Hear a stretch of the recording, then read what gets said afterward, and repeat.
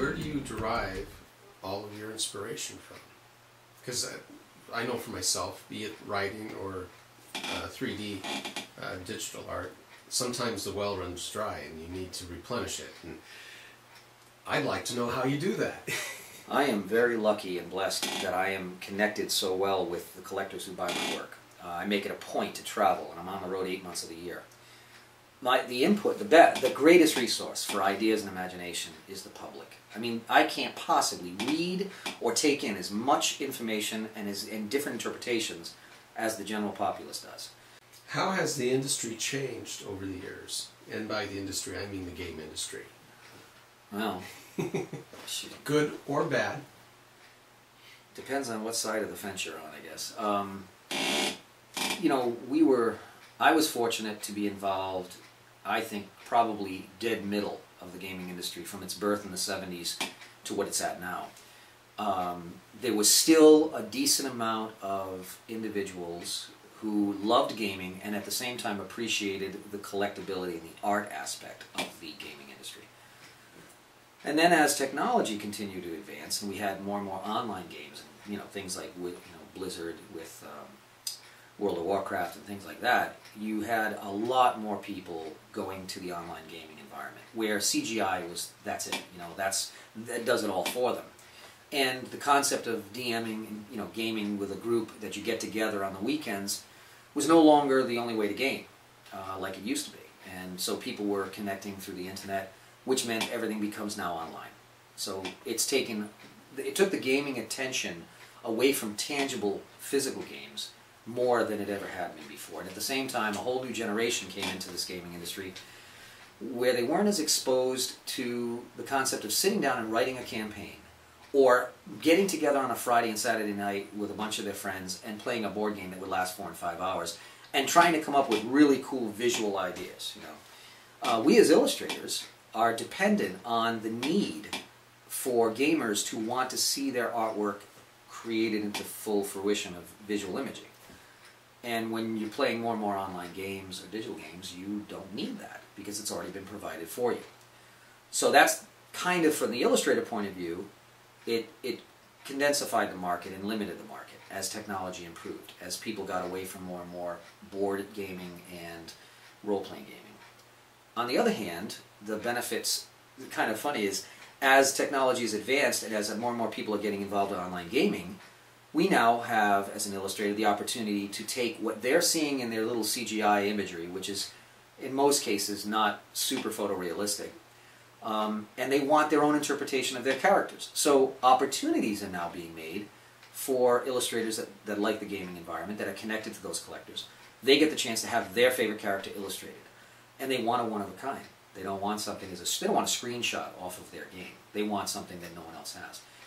So you just have to reinvent yourself to be able to survive and still utilize the gaming environment as far as two-dimensional gaming anyways. Obviously the three-dimensional stuff's doing great, you know, miniatures are doing great. In fact, that's like a revival going on right now. Traditional techniques versus digital techniques. Now you're a big proponent of the traditional techniques as a skill set, not wanting to lose that skill set. Yeah. And you've started producing classes? Yes. Yeah, I've done video instruction. I'm working on more video instruction now.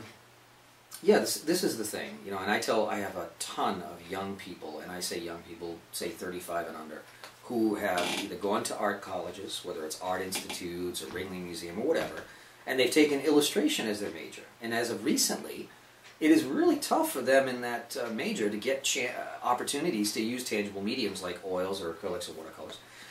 And that's very sad, but they're pretty much all on Wacom tablets and monitors. You know, this is what the world is. And that's fine, and it obviously makes sense for certain applications, especially corporate logos, designs, vector art, you know, you got to use Illustrator, and things like that.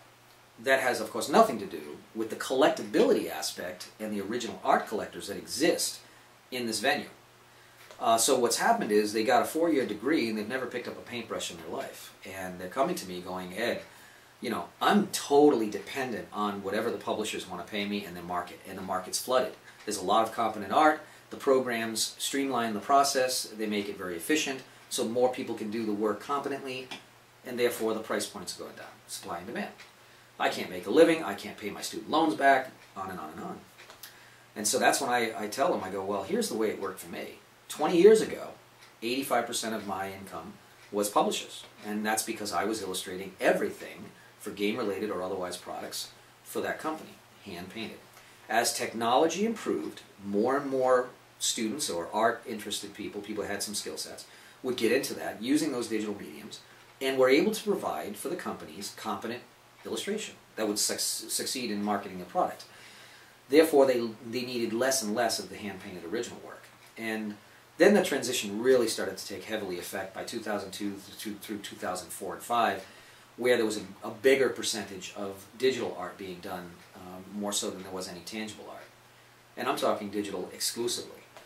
So being that the case, I saw the writing on the wall, and I realized, you know what, if I'm going to be continuing to do what I've worked 20, 30 years of my life to create the technique and the skill set to paint original artwork, then in order to keep that alive, I've got to change my business model. And I did it by just going to the collectors who I had built up over the years, and new people, and talk to them about how to make things unique for them, using same subjects and venues that are in the gaming industry, but just say, look, I'm doing something that's one of a kind.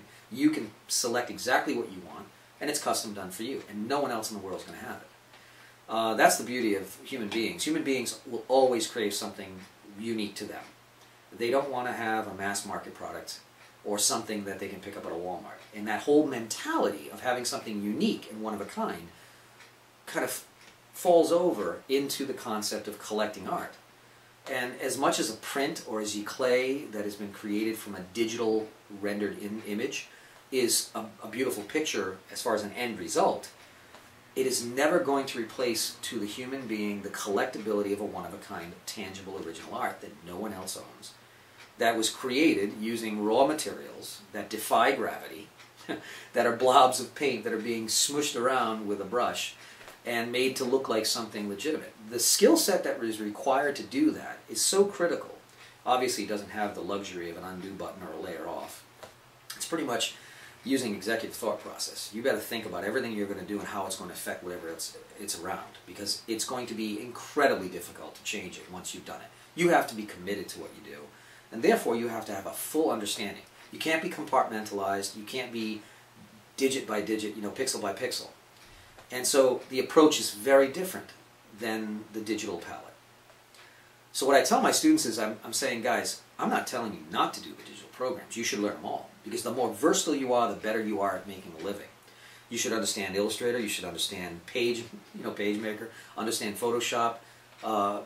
Painter program is a great program. The more programs you learn, the more versatile you will be when jobs that come up require those kinds of skills. I mean, I'm not going to do a technical illustration of an engine block by airbrush anymore, which we used to do. Now we're going to use that program to do that, because it's a much more intelligent thing to do. It is the right tool for the job. But when it comes into something that is of a high fantasy image, in the case of a painting, a cover of a calendar or something, it doesn't really matter what medium you use. It really does matter what the end result's going to look like. Then why not, if you can, create it with a tangible medium and kill two birds with one stone and have a beautiful original painting to sell to a collector and make a few $1,000s, more income, than just have the same amount of time and effort put into a digital medium and have nothing but binary code on a CD or something at the end of the day. Still have a great picture, but you're minus that $3,000 and $4,000 original art sale. So I pitch it to them on a business level. I mean, it just makes sense. And at the same time, you are leaving behind something that is going to hopefully outlive you. And it's really, it adds to your legacy. Can an artist make it in the gaming industry, or should they even try? Or just view it as a stepping stone to something better? Boy, the gaming industry has certainly thinned out. That is to say, the hobby game industry that we were in. I remember back in 93 through 96, oh Lord, there were hundreds of game companies popping up left and right. The card market, of course, was blossoming huge. Board games was really hot. And then even during the transition where the card games thinned out, miniatures came back into it. But role-playing games and board games still seem to hold on pretty well. Now, based on the last couple of gaming conventions I've been to, I see kind of it's rested back on a staple of traditional companies that have been there a long time. And I don't see a lot of independent publishers getting into producing book RPGs or modules and things like that are I mean, they're making some money. They're enough to survive and exist, but there's certainly not enough product out there and or demand for the product that has been tapped yet, because we've lost a huge percentage of the total amount of gamers that were in the industry in 93, 94 to the electronic online gaming community. I mean, we've lost that, you know, whether it's World of Warcraft or, I mean, my son and my family play Wizard 101, you know, I mean, they're on that, where there's several hours a day that's maybe dedicated to that, which might have been dedicated to a board game or a book. I mean, we try to play the board games, you know, to keep it active, but I know that my son's friends, you know, that wouldn't happen. So as much as we try to re-educate the young people into the benefits of, you know, physically sitting in front of other people and getting together on a Friday night, Saturday night, socializing and playing games, it is a challenge today in this time, in 2011. It is a challenge. Therefore, the market is thinner, and if I was going to tell a student, or my own son, for instance, if he wanted to get into the industry as an illustrator, I would say, sure, you do it, but you got to be realistic and understand that it is not, it hasn't made enough money to support an illustrator as a professional by itself in probably 15 years. It's withered itself down.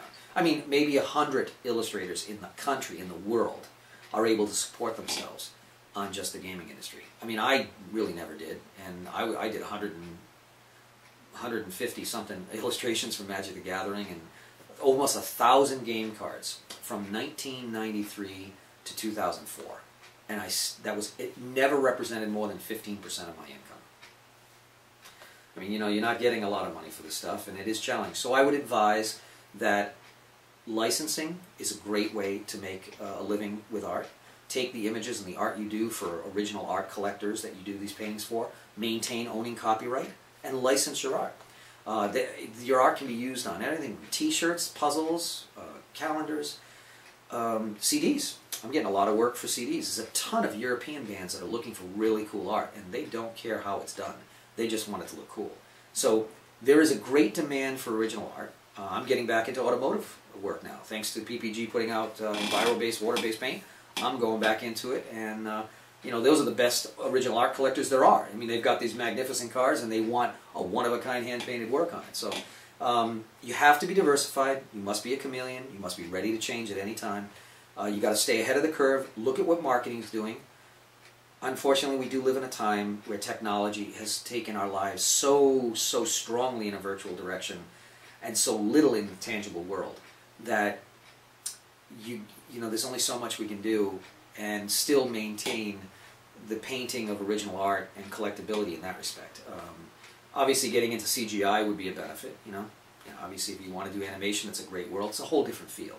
But between animation and film, it's wonderful. The book publishing market, whether it be game-related, fantasy, sci-fi, or horror, well, we're seeing changes there too. I mean, look at what we've got. We got the Nook, the Kindle, and you know, these kind of readers eliminating printed books, which takes away the need, or the heightened need, for the cover work being as important, like the curb appeal. You know, when you want to separate one book from another on a shelf. That's not even the case anymore. That doesn't exist anymore. And book publishers are knowing that, and they're going in the direction where if it's all on the reader, you know, the art is important, but it's not as important. So there's going to be less and less of the emphasis financially being put. So you have to realistically look at, where is my income going to come from? And what I'm telling all my students now is, it's in the collector, original art collectors. I mean, there's websites out there like comicartfans.com is a site where almost 10,000 gallery owners who do nothing but collect original art. And it's not just comic book characters, not like just Vampirella and Batman and you know, Silver Surfer and whatnot. It's everything. It's a wide gamut. I mean, there's stuff that they collect Frazetta-looking art, you know, Frank Frazetta. So, you know, Conans and Tarzans, and they just love subjects. They love literature, and they want to own original art. And they go to those sites to find out where to connect with the artists that are still doing real, tangible art.